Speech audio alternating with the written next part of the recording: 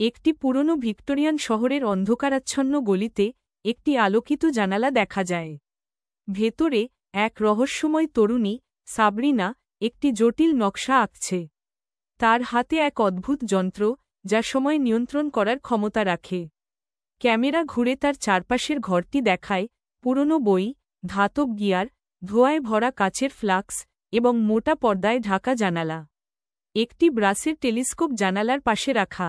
সাবরিনা তার হাতে থাকা ছোট্ট ধাতব যন্ত্রটির উপর একটি সূক্ষ্ম খোদাই করছে।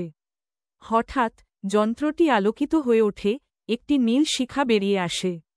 সে চমকে ওঠে, তার চোখ বিস্ময়ে বড় হয়ে যায়। টেবিলের উপরে রাখা একটি পুরনো ঘড়ি ধীরে ধীরে পেছনের দিকে চলতে শুরু করে। একটি দরজা খুলে যায় এবং ছায়ার মধ্যে থেকে একটি ব্যক্তি প্রবেশ করে। তার মুখ অন্ধকারে ঢাকা, কিন্তু সে বলে, তুমি কি বুঝতে পেরেছ, তুমি কি তৈরি করেছ?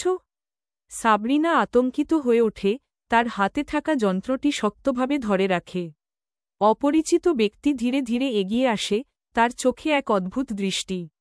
সে যন্ত্রটি ছিনিয়ে নেওয়ার চেষ্টা করলে সাবরিনা দ্রুত তার হাত সরিয়ে নেয়। হঠাৎ যন্ত্রটি সক্রিয় হয়ে তাদের দুজনকে একসাথে সময়ের ফাঁদে ফেলে দেয়। তারা দুজনই এক ঝলকের মধ্যে 1850 সাল থেকে 2050 সালের ভবিষ্যতে চলে যায়। চারপাশে উন্নত প্রযুক্তির ভবন, উড়ন্ত গাড়ি এবং বিশাল সাইবারনেটিক শহর। সাবরিনা বিস্মিত হয়ে ভাবে, আমার আবিষ্কার কি মানুষের জন্য আশীর্বাদ, নাকি অভিশাপ? অপরিচিত ব্যক্তি রহস্যময়ভাবে বলে, এখন শুধু তোমার উপর নির্ভর করছে ভবিষ্যতের নিয়তি। গল্পের শেষ দৃশ্যে সাবরিনা সিদ্ধান্ত নেয় যে সে তার সৃষ্টির নিয়ন্ত্রণ ফিরে পাবে, কিন্তু সে কি পারবে? নাকি এটি আরও বড় বিপর্যয় আনবে?